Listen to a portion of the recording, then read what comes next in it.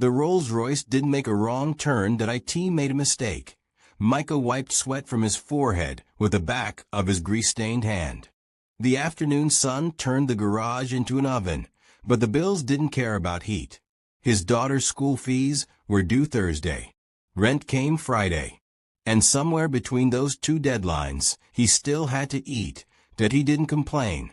Complaining was a luxury for people who had someone listening. The sound came first, an engine that purred instead of rattled. Wrong neighborhood. Wrong street. Wrong world entirely. Micah looked up from the transmission he was rebuilding and squinted into the glare. Chrome. Black paint so perfect it looked wet. Windows tinted dark enough to hide secrets to hide. Welcome to Pop Stories channel. Thanks for watching. Kindly tell me what country you're watching from. The Rolls-Royce rolled to a stop outside his garage like it owned the block. Maybe it did. Around here, everything was for sale if you had enough zeros on the check. Micah set down his wrench. Something fell off. Rich people didn't accidentally end up on Lenox Street. This wasn't scenic. This wasn't convenient. This was a kind of place city planners forgot on purpose, where broken streetlights stayed broken, where ambulances took their time, where hope went to die quietly. The back door opened that a woman stepped out first. Designer suit. Hair pulled back so tight it looked painful. Face carved from marble and money. She didn't look around. Didn't acknowledge the neighborhood. Just stood there like she was waiting for reality to apologize for existing. Then the girl emerged. 12, maybe 13. Moving like every step cost something. Her left leg dragged slightly. A brace wrapped around her knee, medical grade, expensive, useless. Pain lived in her shoulders, in the way she held her breath, in how she refused to lean on anyone. Micah saw it immediately. Not because he was special. Because he'd learned to see invisible suffering. His own daughter limped for 3 months before he could afford the doctor. Watching your child hurt and being broke feels like drowning in air. The girl's face stayed blank. Professional. Practiced. That's what broke his heart. She'd learned not to show it. Excuse me. The woman's voice could cut glass. Do you know anything about medical equipment? Micah almost laughed. Medical equipment.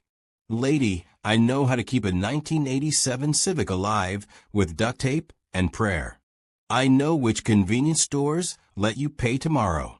I know exactly how much dignity costs when you're bargaining for an extra week on rent.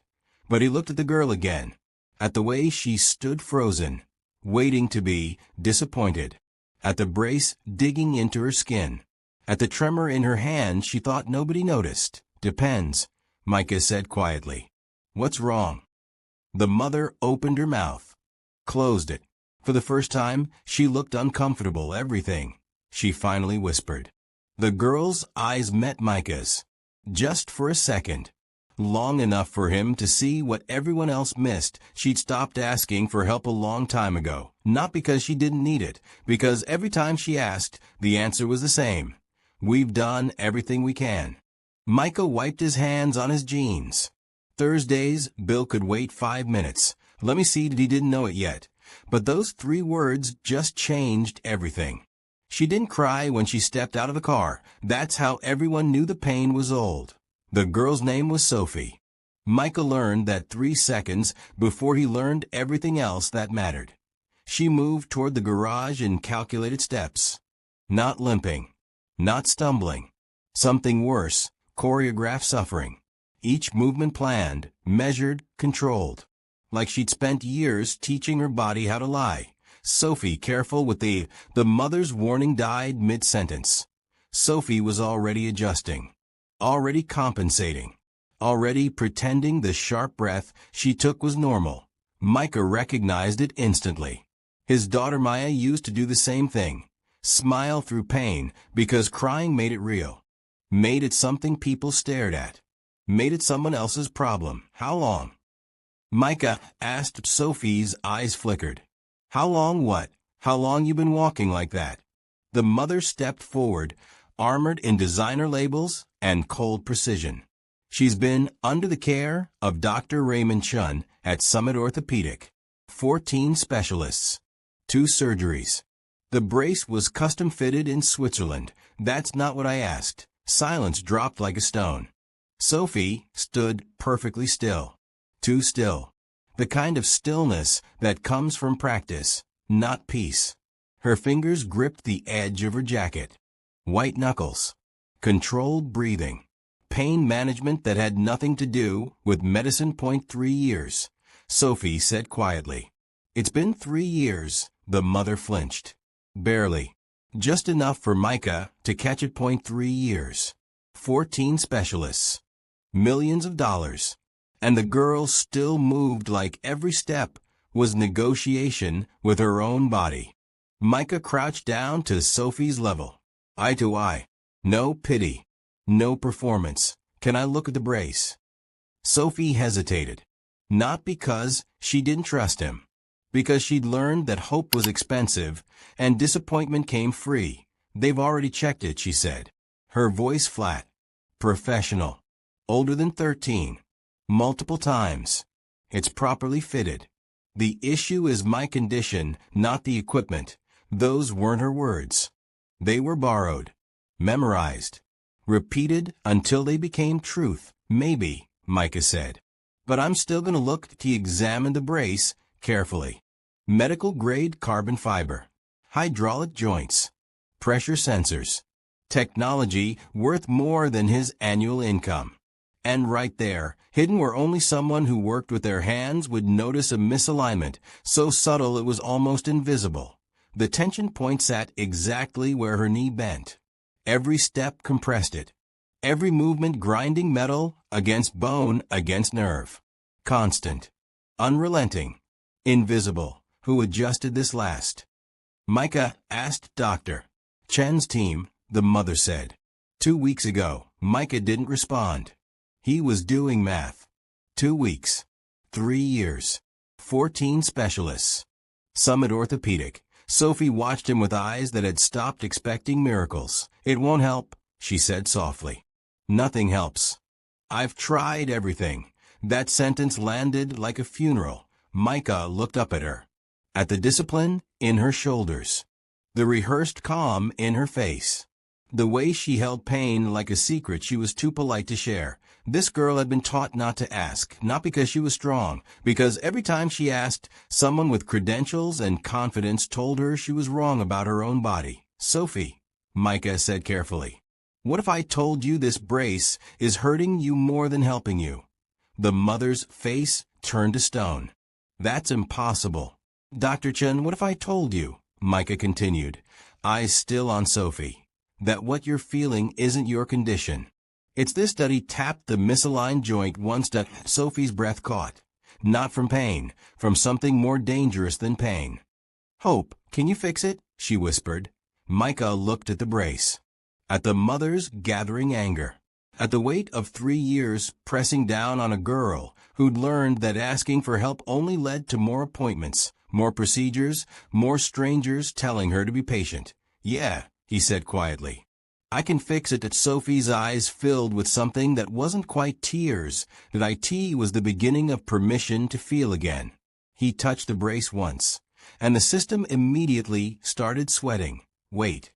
The mother's voice turned sharp. You can't just, you're not qualified to. Micah's hands were already moving. Years of working on engines taught you something medical school never could. Systems fail in predictable ways. Pressure points. Stress fractures. The difference between designed and functional. This brace was designed perfectly that IT just wasn't functional. Sophie, Micah said, eyes focused on the hydraulic joint. This might feel weird for a second. Tell me if anything hurts worse. Sophie nodded. She'd stopped breathing. Micah loosened the upper tension screw. Quarter turn. The metal housing shifted. Barely a millimeter. He adjusted the lower plate, realigning the pressure distribution away from the nerve cluster. 15 seconds. That's all it took, Sophie gasped. Not in pain. The opposite. Her leg released. the constant grinding pressure. The thing she'd carried for 3 years like a second skeleton just stopped at, "Oh my God." Her voice cracked.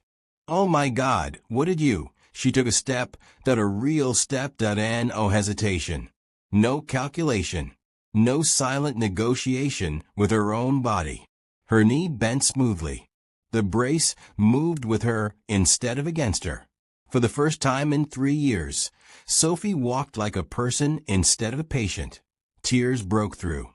Not sad tears. Confused tears. Angry tears. Relief that felt like betrayal. "It doesn't hurt," Sophie whispered, staring at her own leg like it belonged to someone else. "It doesn't hurt." Why doesn't it hurt? The mother stood frozen, face pale, designer armor cracking. "That's impossible," she breathed. Dr. Chan said, the specialist said, She couldn't finish the sentence, because finishing it meant admitting something worse than failure. Sophie took another step. Then another. Moving faster. Testing. Her hands trembling. Laughter bubbling up through tears. Mom, I can walk. I can actually walk." Micah stood up slowly, wiping his hands. His chest felt tight. Not from pride. From something heavier. He'd just done something dangerous. Not to Sophie. To everyone who'd spent 3 years telling her nothing could be done. The mother's phone was already in her hand. Shaking. Her fingers hovered over the screen like she was deciding whether to call for help or destroy evidence. "How did you?" She stopped. "Started again." "What did you do?" "Realigned the joint," Micah said quietly. The hydraulic pressure was compressing her lateral nerve. Every step was triggering it. The brace wasn't supporting her. It was punishing her. Silence. Sophie was walking in circles now. Laughing. Crying. Free. But Dr. Chun, the mother's voice fractured. "He's one of the best orthopedic surgeons in the country. He would have seen. He saw what the system trained him to see," Micah said. "Charts. Imaging. Credentials." He didn't see her. The words landed like an accusation. Because they were. The mother looked at her daughter. At 3 years of pain that could have been solved in 15 seconds. At millions of dollars spent on everything except the right thing. Her face hardened, not with gratitude, with fear. "You can't tell anyone about this," she said suddenly. Sharp. Desperate. "Do you understand? If this gets out, if people find out that, she caught herself. That someone without credentials did what 14 specialists couldn't." "Mom." Sophie stopped walking. Confused. "What are you talking about?" The mother ignored her. Eyes locked on Micah. "I'll pay you," she said. "Whatever you want. But you need to stay quiet. This can't become a story." Micah felt something cold settle in his stomach. He'd just given this girl her life back, and her mother's first instinct was to bury it. "Why?" he asked quietly. The mother's jaw tightened. "Because if Summit Orthopedic finds out their diagnosis was wrong, if Dr. Chen's reputation gets questioned, if the insurance companies start investigating." She didn't finish. She didn't have to. Sophie stood in the middle of the garage, finally free of pain, watching her mother choose systems over her daughter. "I need to go," the mother said quickly, grabbing Sophie's arm. "We'll discuss this later." Sophie pulled away. "Discuss what?" "He helped me. He actually helped me, Sophie." "Car." Now, for a moment, Sophie didn't move. She looked at Micah, at the man who'd done in 15 seconds what 3 years of specialists couldn't. "Thank you," she whispered. Then she was gone. Back into the Rolls-Royce. Back into a world where her relief was someone else's liability. Micah stood alone in his garage. The bills were still due Thursday, but now he carried something heavier. The knowledge that helping her was easy. Explaining why he did it was about to become dangerous. They had spent millions fixing her, and missed the one thing that mattered. Micah couldn't sleep that night. He kept seeing Sophie's face. The shock. The relief. The 3 years of pain that vanished in 15 seconds because someone finally looked at the actual problem instead of the paperwork. His daughter Maya found him at the kitchen table at 2 a.m., staring at nothing. "Dad." She rubbed her eyes. "You okay?" "Yeah, baby. Just thinking." Maya sat down across from him. 11 years old. Too smart for her own good. She'd inherited that from her mother, the woman who died when Maya was 3, leaving Micah to figure out fatherhood alone. Thinking about what? Micah hesitated, then told her. About the Rolls-Royce. About Sophie. About the brace that was supposed to help, but hurt instead. Maya listened quietly, then asked the question that had been eating at him. Why didn't the doctor see it? "I don't know, baby."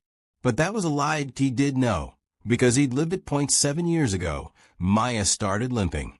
Just a little. Micah took her to the free clinic.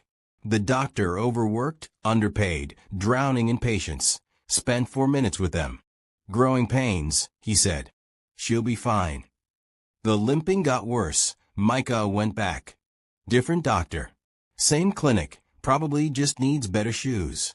Kids are rough on their feet. 3 months later, Maya collapsed at school. Micah rushed her to the ER, terror gripping his chest. The bills didn't matter. Nothing mattered except her. The ER doctor took one look and knew immediately. Severe vitamin D deficiency. Muscle weakness. Bone stress. Completely preventable. Completely treatable. That if anyone had listened the first time, "Mr. Steele," the doctor had said quietly, "how long has she been showing symptoms?" 3 months. I kept bringing her in. They kept saying. The doctor's face told him everything. They hadn't looked. They'd processed. Moved on to the next patient. The next file. The next problem that fit neatly into their 10-minute window. Maya was fine now.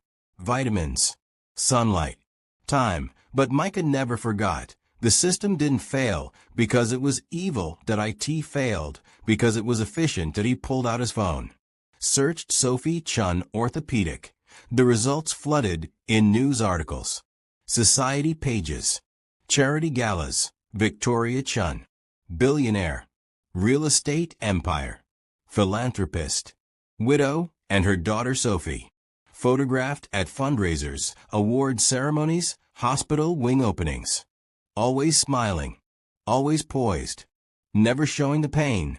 Micah scrolled deeper. 3 years ago, a small article. Local news. Summit Orthopedic announces partnership with Chin Foundation. $5 million donation for pediatric research. That he stopped breathing. $5 million. That Tio, the same hospital treating Sophie. That he kept digging. Found the specialist names. Dr. Raymond Chun. No relation to Victoria, apparently. Stanford trained. Author of 3 textbooks. Awards. Credentials stacked like armor. Then he found the forums. Parents talking. Sharing stories. Frustrated. Desperate that Dr. Chun dismissed my daughter's pain as psychological. Waited 8 months for an appointment. Spent 6 minutes with us. He wouldn't listen when I said the brace was making it worse. Patterns, not mistakes, patterns. Micah's hands shook as he read. These weren't isolated incidents. This was a system built on credentials instead of care. On efficiency instead of listening. On reputations that couldn't afford to be questioned. Sophie had suffered for 3 years, not because her condition was mysterious, because admitting the brace was wrong meant admitting the diagnosis was wrong. Admitting the treatment was wrong.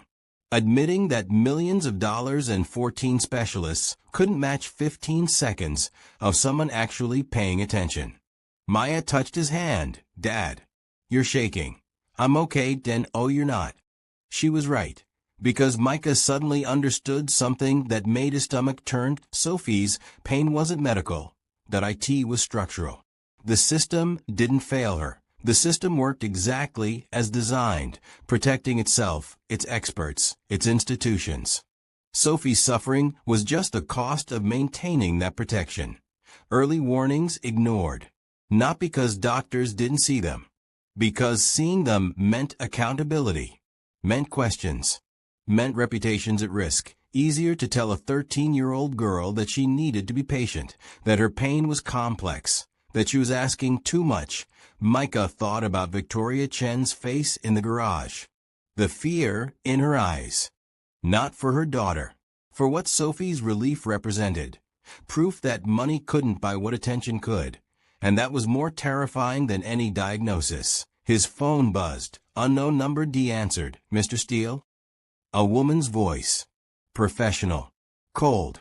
This is Patricia Vance, legal counsel for Summit Orthopedic. We need to discuss what happened this afternoon with Sophie Chen. We have some concerns about unauthorized medical intervention and potential liability issues that Micah's blood went cold. IT had been 6 hours. The system was already protecting itself. I didn't do anything medical, Micah said carefully. I adjusted equipment connected to a minor's medical care. Without credentials, without authorization, without understanding the full scope of her condition, I helped her. That's not for you to determine, Mr. Steele. Silence. We'd like to meet with you. Tomorrow, 10 a.m. I think it's in everyone's best interest if we handle this quietly. The line went dead. Maya stared at him. Dad? What's wrong? Micah looked at his daughter, then thought about Sophie, finally walking without pain. Everything, baby, he whispered. Everything's wrong. Helping her was easy. Explaining why he did it became dangerous. The law office didn't look like a threat. Glass walls. Modern art. Coffee that probably cost more than Micah's lunch. Patricia Vance smiled like a knife wrapped in silk. Mr. Steele. Thank you for coming. Micah sat down. The chair was too soft. Designed to make you sink. Make you small. I didn't think I had a choice. Of course you have a choice. Her smile didn't move. We're just here to clarify a few things. For everyone's protection. 2 other people sat at the table. A man in a suit that screamed money. A woman with a tablet, fingers ready to record everything. This is Daniel Morse, risk management for Summit Orthopedic.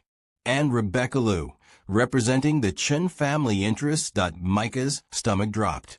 They'd brought an army to fight one mechanic. Patricia opened a folder. Let's start simple. You performed an adjustment on Sophie Chen's medical brace. Is that correct?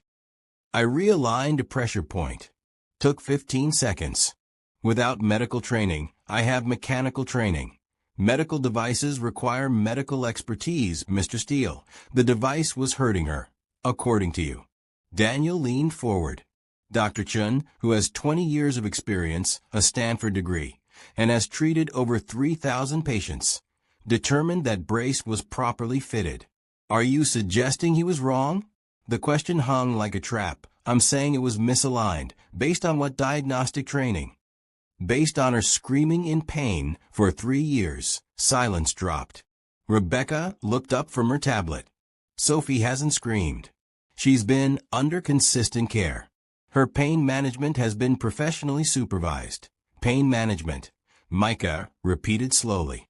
You taught a 13-year-old to manage pain instead of fixing what caused it. Patricia's smile tightened. Mr. Steele, I understand you're trying to help. But this situation is more complex than you realize. Sophie has a documented condition. Multiple specialists have reviewed her case. The treatment protocol failed, was established by medical professionals. What you did, while perhaps well-intentioned, created significant liability concerns. Liability. Micah felt heat rising in his chest. She can walk now, without pain. That's not liability. That's a solution. That's unsupervised intervention. Daniel cut in. Do you understand what happens if her condition worsens? If your adjustment caused nerve damage? Tissue trauma? Long-term complications? It didn't. You can't know that. You're not qualified to know that. I know she's not hurting anymore. Patricia slid a paper across the table. Official. Dense. Legal language designed to bury truth in complexity. This is a cease and desist agreement. You will not contact Sophie or Mrs. Chun. You will not discuss this incident publicly. You will not present yourself as having medical expertise. In exchange, we'll consider this matter closed." Micah stared at the paper. "And if I don't sign, then we'll be forced to pursue legal action.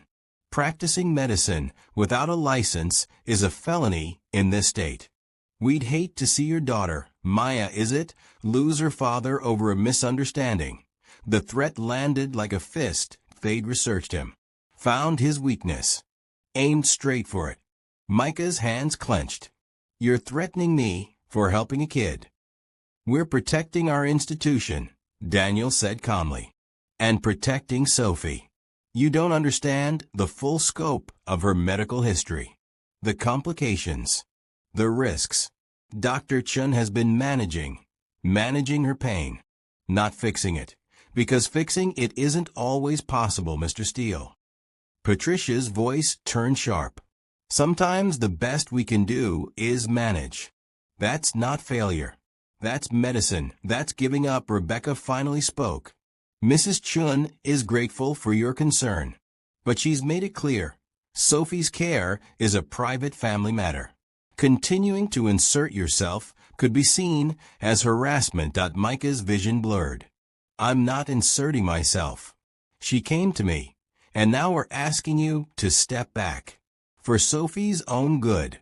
There it was, the phrase that ended arguments, shut down questions, turned suffering into policy. For her own good, not for her relief, not for her freedom, for a version of good that protected institutions more than it protected her. Micah looked at the paper again, at the words that would make him disappear, make his help illegal, make Sophie's pain management instead of medicine again. "What happens if I sign this and her pain comes back?" "Dr. Chin will handle it, the same way he handled it for 3 years. Patricia's smile vanished. "Mr. Steele, I'm trying to be kind, but you need to understand something. You are a mechanic. You do not have the training, the education, or the authority to make medical decisions. What you did was reckless, dangerous. And if you continue down this path, we will make sure everyone knows it." Micah felt something break inside him, not anger, doubt. What if they were right? What if he'd gotten lucky? What if Sophie's relief was temporary and he'd actually made things worse? He wasn't a doctor. He didn't have degrees on his wall. Who was he to question people who'd spent decades studying medicine? His hand shook as he reached for the pen. Wait, everyone turned. The conference room door opened. Sophie stood there walking, steady, pain-free, and absolutely furious. "Don't sign it," she said, eyes locked on Micah. "Please, don't sign it." Patricia stood quickly. "Sophie, you shouldn't be. I'm not in pain anymore." Sophie's voice cracked. "For the first time in 3 years, I'm not in pain. And you want to make the person who helped me illegal." Rebecca moved toward her. "Sweetheart, this is complicated." "No, it's not." Sophie's hands were shaking, but her voice was steady. "He fixed me." "You didn't." The room went silent. Micah looked at Sophie, at the girl who'd learned not to ask, who'd finally found her voice to put the pen down. "I'm not signing to Patricia's." Face hardened.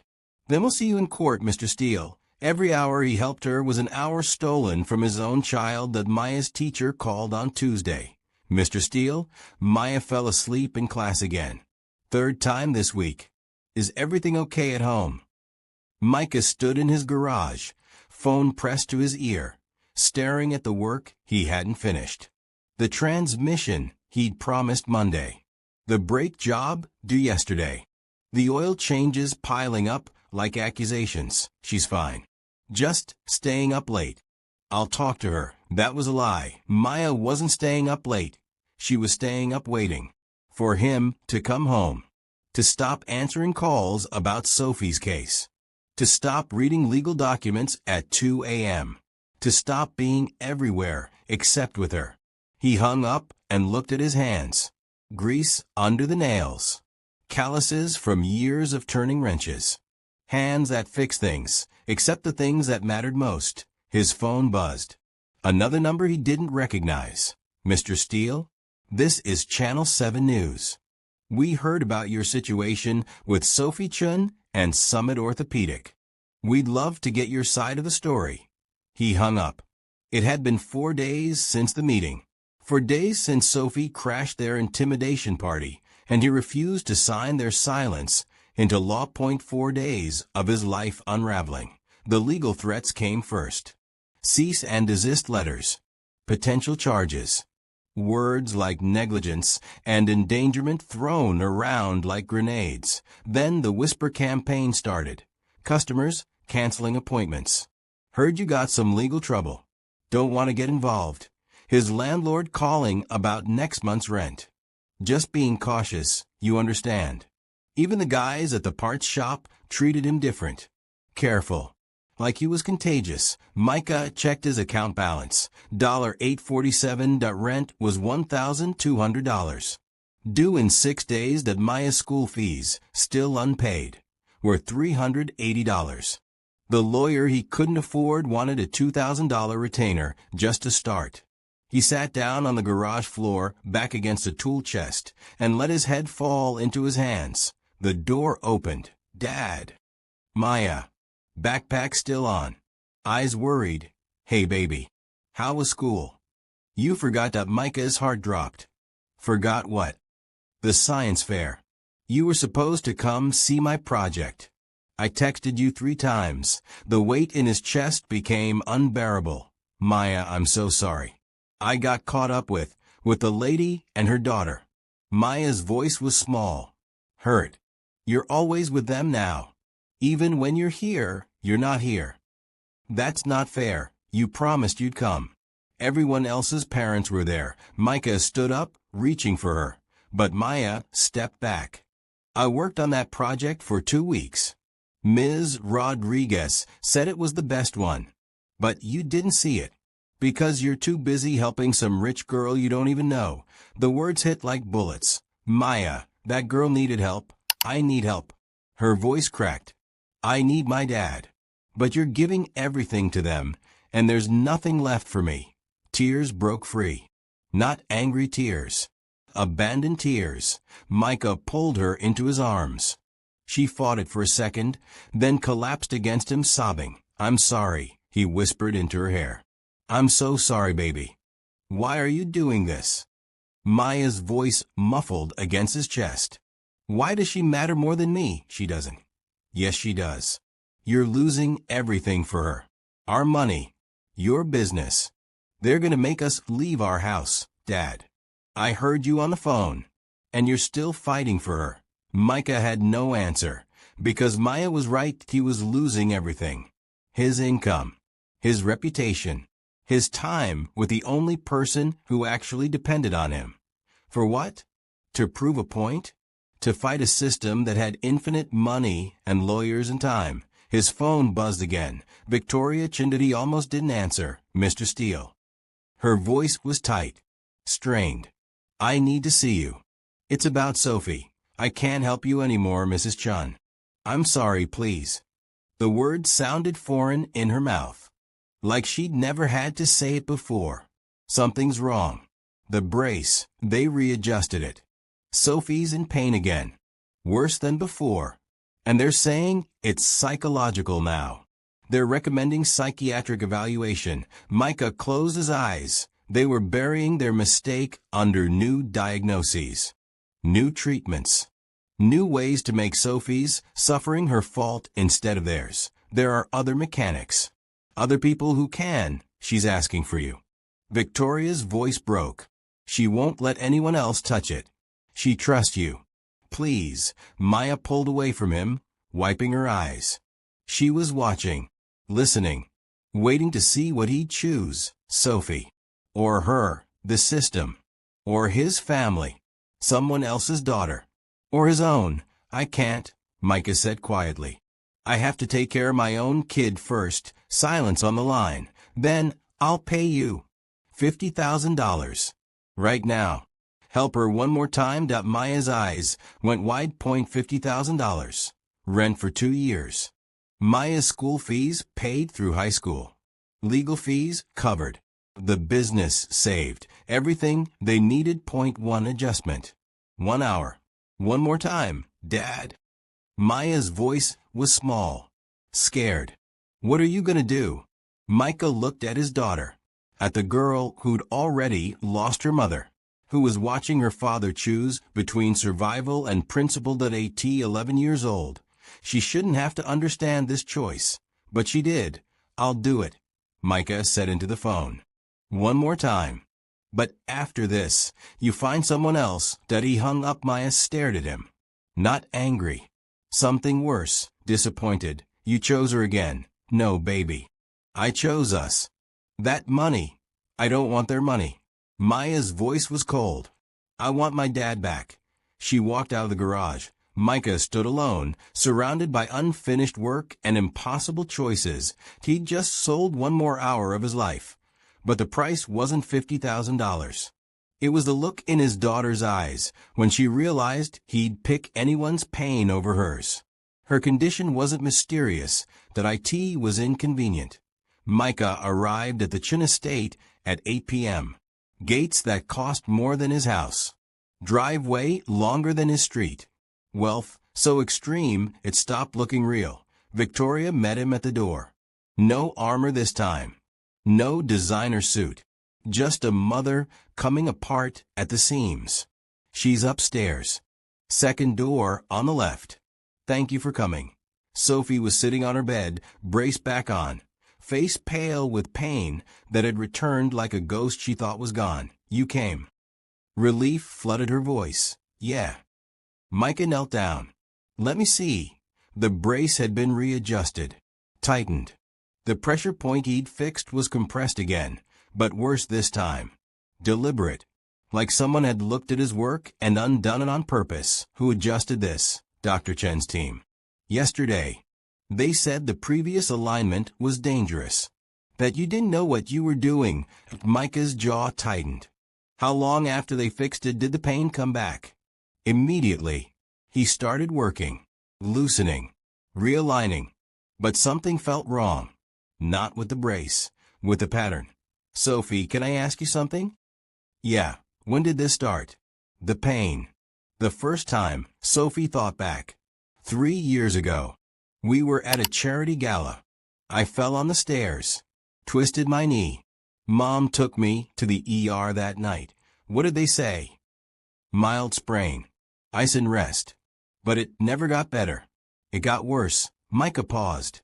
Did anyone look at the brace before you got it? What do you mean? Like, did they do imaging? X-rays? MRI? They did everything. Multiple times. And what did they find? Sophie's face clouded. Nothing. That's what was so frustrating. All the tests came back normal. No structural damage. No torn ligaments. Nothing that explained the pain that Micah's hands stopped moving. Normal tests point 3 years of treatment, millions of dollars, for an injury that shouldn't have caused chronic pain. Sophie, where are your medical records? Mom keeps them in her office. Why?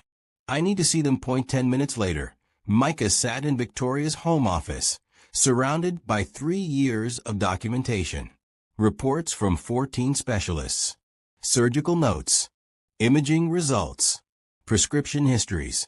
Victoria stood in the doorway, arms crossed. What are you looking for? The truth that he found it on page 47 of the initial ER report. Then a note. Small. Buried under standard procedure language. Patient presents with knee pain following fall. Mother insisted on immediate specialist referral. Standard protocol would recommend 2 weeks conservative treatment first, but given family's relationship with hospital administration, referred directly to Dr. Chen's office. Micah read it again, then flipped to Dr. Chen's first evaluation. Patient presents with reported chronic knee pain. No structural damage visible on imaging. Given the family's significant contributions to our pediatric research wing, recommended aggressive treatment protocol to ensure thorough care. Given the family's significant contributions. His stomach turned. He kept reading. Each report adding another layer. Custom brace fitted. Patient reports continued discomfort. Adjusting treatment plan. Second surgery scheduled. Mother requests fastest timeline possible. Pain management becoming primary focus. Psychological evaluation may be warranted if symptoms persist. Every report, every evaluation, every treatment decision filtered through one unspoken truth. Victoria Chun had donated $5 million to this hospital, and no one wanted to tell her they couldn't fix her daughter. Micah looked up at Victoria. When did you donate to Summit Orthopedic? Her face went white. What does that have to? When? 2 months before Sophie's injury. Why? Because they've been treating your money, not your daughter. Silence dropped like a guillotine. That's not, they wouldn't. Micah stood up, holding the reports. Every decision they made was about not disappointing you, not admitting they couldn't solve it. The first ER doctor wanted to do conservative treatment, ice, rest, physical therapy. Standard protocol for a mild sprain. But you insisted on a specialist. So they gave you the best one they had. Dr. Chun is the best. Dr. Chun couldn't find anything wrong. Because there wasn't anything structurally wrong. It was a sprain. It should have healed in 6 weeks. But instead of telling you that, instead of admitting it was minor, he kept treating, kept testing, kept looking for something catastrophic, because that's what you expected. Victoria's hands were shaking. No. They were being thorough. They were being terrified. Micah's voice was hard now. Terrified of telling a $5 million donor that her daughter's injury was simple. That it didn't need surgery. That the brace was overkill. So they kept escalating. Kept adding treatments. And every treatment made it worse. The brace was supposed to help. The brace created the problem. Micah slammed the report down. Sophie's knee was healing. But the brace compressed it. Put pressure where there shouldn't be pressure. Turned a healing sprain into chronic nerve pain. And when you kept coming back saying it wasn't working, they didn't remove it. They adjusted it. Tightened it. Added treatments for the pain they were causing. Victoria's legs buckled. She caught herself on the desk. 3 years, Micah continued. 14 specialists. 2 surgeries. Millions of dollars. All because no one had the courage to tell you the truth. What truth? Her voice barely a whisper. That your daughter didn't need saving. She needed time. And you needed to hear no. The words hung in the air like smoke. Victoria stared at the reports. At 3 years of documentation. At the price of being too important to disappoint. They knew, she breathed. They knew it wasn't serious. They suspected. But suspecting and admitting are different things. Especially when your reputation funds their research wing. Victoria's face crumpled. Not from grief, from recognition. I did this, she whispered. I pushed them. I demanded answers. I wouldn't accept that it was minor. I made them. They made their own choices, Micah said quietly. But yeah, your money made those choices easier. Victoria looked toward the door. Toward where Sophie was upstairs, finally understanding why 3 years of her life had been stolen. Who knew? Victoria's voice turned sharp. Angry. Who knew it wasn't serious and said nothing? Micah picked up the initial ER report. Everyone, he said. Everyone knew. The worst pain wasn't in her daughter's body. It was in what she suddenly understood. Victoria Chun didn't move for a full minute. She just stood there, staring at the medical reports scattered across her desk like evidence at a crime scene. Her crime scene. I need to see her, she finally whispered. Mrs. Chun, I need to see my daughter. She walked upstairs like a woman heading toward execution. Micah followed, unsure if he should witness what was coming or give them privacy. Sophie was standing now, testing her leg. The brace realigned again. Pain gone. Freedom returned. She looked up when her mother entered. Mom, it doesn't hurt anymore. He fixed it again. Just like before, Victoria's face stopped her mid-sentence. Baby. Victoria's voice cracked. I need to tell you something. Sophie's smile faded. What's wrong? Victoria sat down on the bed. Slowly. like her legs had forgotten how to hold her. You were never sick. The words fell like stones. Sophie blinked. What? 3 years ago, when you fell. It was just a sprain. A simple sprain. It should have healed in weeks. But her voice broke. I couldn't accept that. I pushed for specialists. I demanded more tests. I needed answers because I couldn't believe something that hurt you so much could be so ordinary. Sophie's face went pale. Mom, what are you saying? I'm saying the doctors gave me what I wanted, not what you needed. Victoria's hands were shaking. They kept testing, kept treating, kept looking for something catastrophic, because I wouldn't accept minor. And the brace that was supposed to protect you, it caused the pain. All of it. Silence. Sophie's breathing quickened. The surgeries? Unnecessary. The treatments made it worse. 3 years? Sophie's voice climbed. 3 years of my life. The pain, the appointments, missing school, missing friends, being broken, was preventable. Victoria's tears finally came. Was my fault. Sophie stood up. Stepped back. Like her mother had become a stranger. You knew I was in pain. Real pain. And you just what? Kept pushing? Kept making them do more. I thought I was helping. You weren't listening. Sophie's voice shattered. I told you it felt wrong. I told you the brace hurt worse. I told you I wanted to stop. And you said the doctors knew better. You said I had to trust the process. You said, her voice broke. You said I was being dramatic. Victoria flinched like she'd been slapped. I never said. You didn't have to say it. Sophie's tears came now. Angry tears. Years of suppressed rage breaking through. You looked at me like I was overreacting. Like my pain wasn't real enough. Wasn't medical enough. Like I needed proof before I deserved to be believed. Sophie, I'm sorry. You trusted everyone except me. The words ripped out of her. 14 strangers with degrees. But not me. Not my own body. Not what I was telling you. Victoria reached for her daughter. Sophie pulled away. Don't, baby, please. I'm not your baby. I'm your project. Sophie's voice went cold. You donated $5 million to fix me. But you never asked if I needed fixing. You just decided I did because accepting I was ordinary wasn't good enough. The accusation hung in the air like smoke. Victoria's face crumpled completely. Not gracefully. Not beautifully. She broke like glass. Ugly, loud, irreparable. You're right, she sobbed. You're right. I outsourced loving you. I wrote checks instead of listening.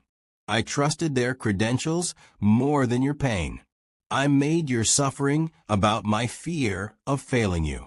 And I failed you anyway. Sophie stood frozen, watching her mother disintegrate.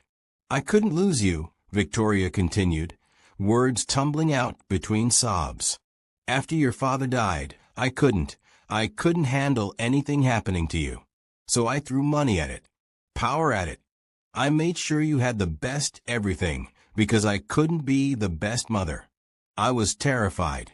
And my terror hurt you more than any fall ever could. She looked up at her daughter. Mascara ruined. Armor gone. Just a broken woman who'd traded presents for protection. I should have held you, Victoria whispered. Instead, I hired people to fix you. I should have listened. Instead, I paid people to explain you. I should have trusted you. But I didn't trust myself. So how could I trust you? Sophie's anger wavered. Not forgiveness. Something more complicated, recognition. You were scared, Sophie said quietly. That's not an excuse, no. But it's true. Victoria wiped her face. I can't undo 3 years. I can't give you back what I took. The pain. The isolation. The feeling that your own body was your enemy. No. You can't, but I can tell the truth. Victoria's voice hardened with something new. Not armor. Resolve. Dr. Chun. Summit Orthopedic. Everyone who knew and said nothing. I can make sure they answer for this. Micah stepped forward. Mrs. Chun, going after them won't. They hurt my daughter. Victoria's eyes were steel now. They knew. They suspected. And they chose their reputations over her relief. That's not a mistake. That's a choice. She looked at Sophie. I can't fix what I did. But I can make sure they face it. All of them. Including me. Sophie stared at her mother. At the woman who'd failed her. Who'd finally stopped hiding behind money and systems and other people's expertise. What are you going to do? Victoria stood up. Wiped her face. The billionaire armor didn't come back. Something harder replaced it. I'm going to tell everyone, she said quietly. The media. The medical board. Every parent who trusted Summit Orthopedic with their child. I'm going to make sure the world knows what they did. What I enabled. Mom, that'll destroy them. Good. It'll destroy you too. Your reputation. Your business relationships. Everything you built. Victoria looked at her daughter. At the girl who'd learned to carry pain silently because the people who should have listened were too busy protecting themselves. Then it destroys me, Victoria said. I'd rather lose everything than let them do this to another child. Sophie's eyes filled with tears again. Different tears, not anger, understanding. Can I ask you something? Sophie's voice was small. Anything. Will you believe me next time? When I say something hurts, will you trust me over them? Victoria crossed the room, pulled her daughter into her arms, held her like she should have 3 years ago. Always, she whispered into Sophie's hair. I will always believe you. I promise. Sophie clung to her mother. Both of them crying now. Not tears of relief, tears of recognition. That love wasn't enough when it came wrapped in fear. That money couldn't buy what listening could. That 3 years couldn't be undone. But maybe, just maybe, the truth could stop it from happening to someone else. Micah watched from the doorway, thinking about his own daughter waiting at home. Recognition didn't undo damage. But it was the only place healing could start. He didn't fix her past, he exposed it. The press conference happened on a Tuesday morning. Victoria Chun stood at a podium outside Summit Orthopedic. No makeup hiding the exhaustion. No designer suit providing armor. Just a mother who decided truth mattered more than reputation. Sophie stood beside her, walking without pain. Living proof. Micah watched from the back of the crowd. He tried to stay away. Victoria insisted he come to them. My daughter suffered for 3 years. Victoria began, voice steady. Not because of a mysterious condition. Not because medicine failed. But because I was too afraid to accept that her injury was ordinary. And because the institution I trusted was too afraid to tell me. Cameras flashed. Reporters leaned forward. Summit Orthopedic received a $5 million donation from my foundation 2 months before my daughter's injury. When I brought her in demanding answers, they gave me what I wanted: aggressive treatment, multiple specialists, expensive interventions.